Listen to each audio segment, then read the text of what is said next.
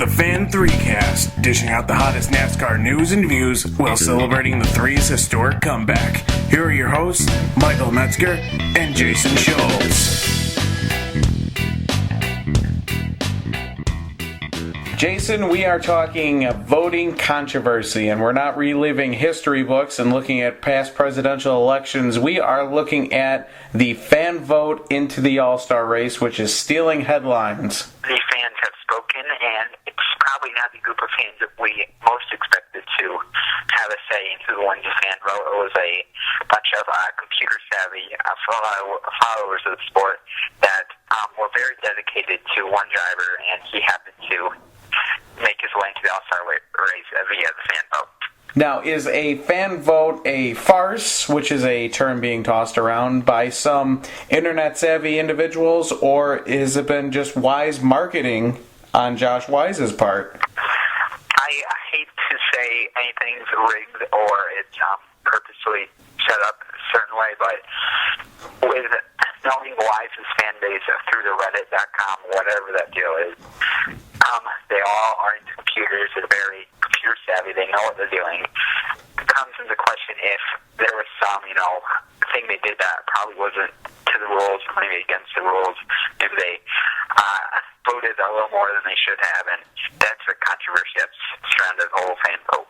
Now, your side of the argument, whether Josh Wise deserved to be in there versus Danica Patrick or whomever else might be voted in there, has lied in the benefits you would see of Danica Patrick being in the race versus out of the race, right? Yes, and every time Danica Patrick's on the track, it's better for the sport. She brings in more viewers, more eyes, and more ears to the sport than Josh Wise would. When Fox is advertising for the All-Star race, pretend Danica won the fan vote on Friday night, they may run a commercial or run a little advertisement during baseball games saying, "Come watch Danica Patrick in the All-Star race." They wouldn't do that for Josh Wise because no one knows who he is, and if you're playing it during a baseball game, the advertisement during a baseball game, maybe a casual fan sees it, "Hey, Danica Patrick's racing tonight, maybe I'll watch it." Nothing else to do. They won't do that for Wise, and they'll do it for Patrick, which is probably why it's best if she wins the fan vote. But I'm not saying we should just give her it every year, but overall, it usually trends better when she's in the All-Star race. Now, I'm of kind of the opposite opinion. It's not so much that I'm a wise guy, so to speak, but I lie in the fact that anytime you have a fan vote, you're going to have the opportunity for some sort of either it be controversy or ballot stuffing, if you will. A good example I have is in the National Basketball Association, the NBA. They when Yao Ming was playing for the Houston Rockets, he would be voted in by his countrymen from China and women into the All-Star event, whether he was out for the season or he had barely played at all, just because he could get that many votes. And I kind of see this as sort of the same thing. If Wise can get the votes, why not? But my point would be, why do we even have a fan vote when it comes to the All-Star race, when shouldn't it be winners get into the event, whether it be winning the shootout beforehand or winning during the season to qualify for it? That's definitely a good point, and NASCAR probably wanted to. It's an all-star race for the fans. They like to say it's for the fans, so they want fan input somehow. So they went through the fan vote. But I do agree, if it's a race for the winners, maybe we should just eliminate the guys who win, and maybe not even the runner in the showdown. Let's just say winner of the showdown and winner in the rest of the races of the season, and we'll have all-star race till the actual all-stars versus guys who get their way in through not necessarily winning, which is what the all-star races should be and is said to be all about at time. And I will say the only reason why I think NASCAR would get away from that is seen by the second edition of the All-Star race, when they strictly had winners from the previous years and there was only 10 in the field. Now, we're in a different generation, a different era, where there will be more than 10 drivers that could potentially qualify for it, but that's probably got to be a sticking point for NASCAR because they don't want a short field in a premier event like the All-Star race. And that's definitely something that I would say NASCAR could work on if they do away with, the fan vote or anything having to do with non-owners making the race. But I think the vote's going to live on, and it'll probably be part of the event for many years to come. Now, speaking of the event, we saw one team in the H. Scott Motorsports operation for Justin Allgaier skip the weekend completely because they couldn't justify the cost of it. My question to you, Jason, is the idea that running these all-star events, especially Daytona with the sprint shootout, and then here with the all-star race, there's going to be accidents, there's going to be damaged equipment. So is the risk of damaging your car for the next weekend or getting behind in your car count worth the reward of the payout during the conclusion of the race?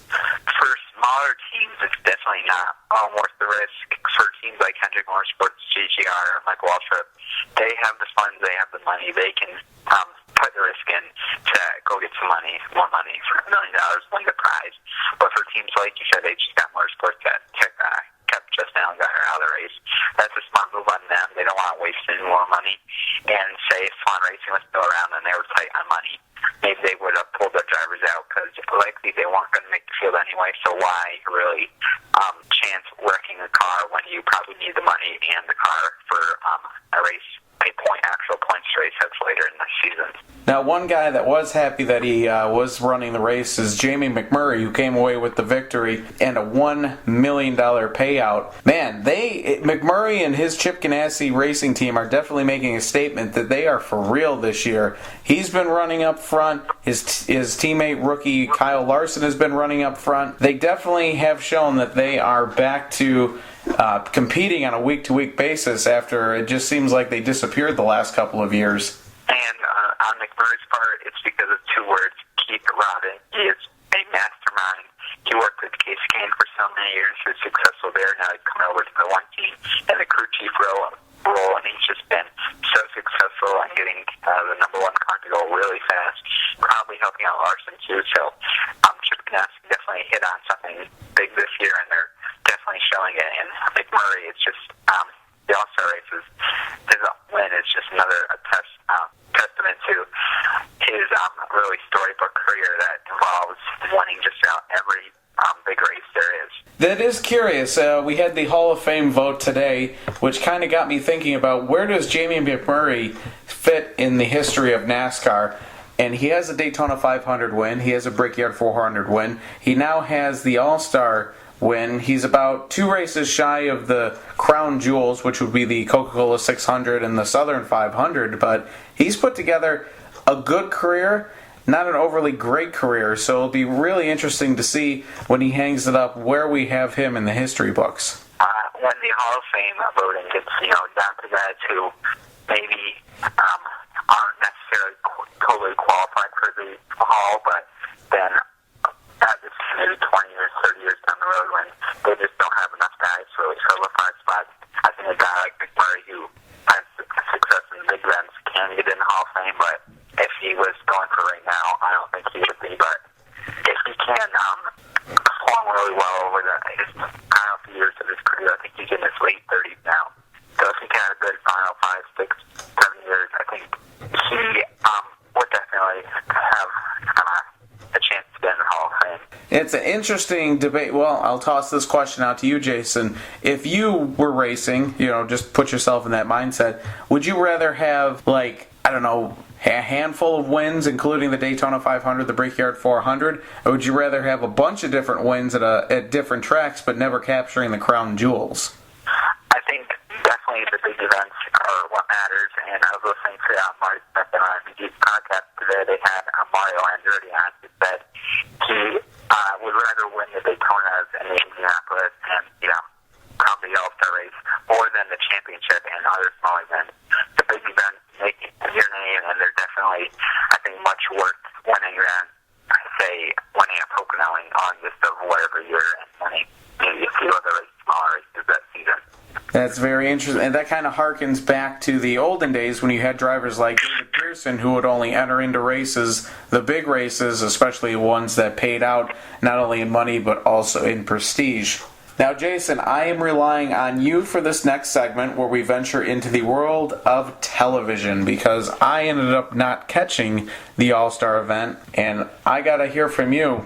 what did you think? Fox Sports 1 had this race again. What we debated last week was the idea that Fox Sports 1's probably going to be covering more of these races in the near future. So how would you grade them on their performance this past weekend? Their performance broadcasting the race is totally fine. I didn't have a problem with it. It's just being on Fox Sports 1, not everyone's going to get it. Most race fans aren't going to watch the race because they don't get Fox Sports 1. So as a marketing standpoint, I still don't know why they don't put the race on Fox where they would get more viewers and just be a bigger event.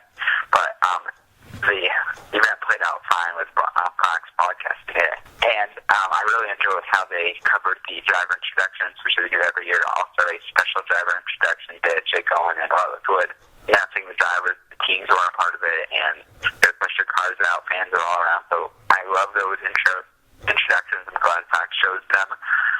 So it's really hard to say anything negative about their coverage this weekend. And their qualifying was shown live, which for the first time in probably forever. So that's really nice. And I just think it was much easier and fun to watch qualifying when it's live compared to when it's taped delayed. Not always, exciting when you already know the results. So Fox had a good weekend. I hope they can learn from it and definitely apply some more of these things down the road. Now, was the qualifying the group qualifying, or was it one at a time, them going around? It was special one at a time going around with 3 laps and a mandatory pit stop, which included no pit road speed, which was very exciting as cars were steaming down pit road and having to slam on the brakes. And it was interesting to see all the different strategies drivers had taken out, approach down on pit road.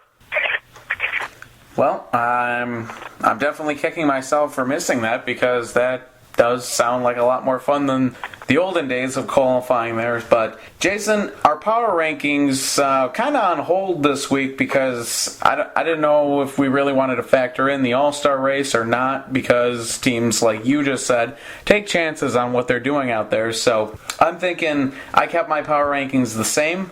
I had Jeff Gordon, Kevin Harvick, and Jimmy Johnson at the top. I think Charlotte's going to present all 3 of them a good indication of where their season is going, whether they can keep it together or if they run into troubles once again. Yeah, I'm keeping my 3-2, Gordon, Harvick, and Morgano.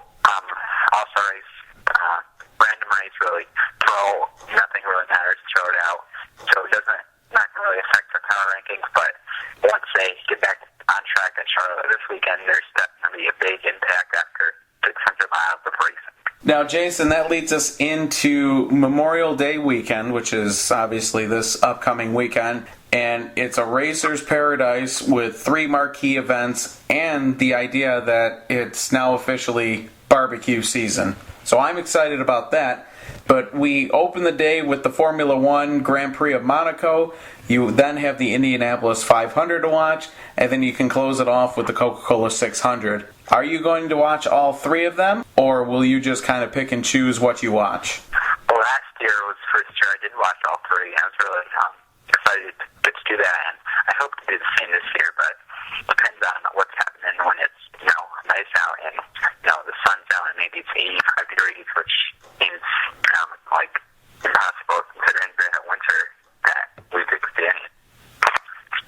I know, especially in New York, you got to take advantage of the good weekend to get out there and enjoy. So I don't think I'm going to catch much of probably none of the Formula One event. I'm going to try to keep tabs on the Indy 500 because I'm very curious to see what Kurt Busch can do. Sounds like he's definitely got a hot rod and getting used to driving down there, but he did run into trouble the other day crashing. Yeah, definitely not.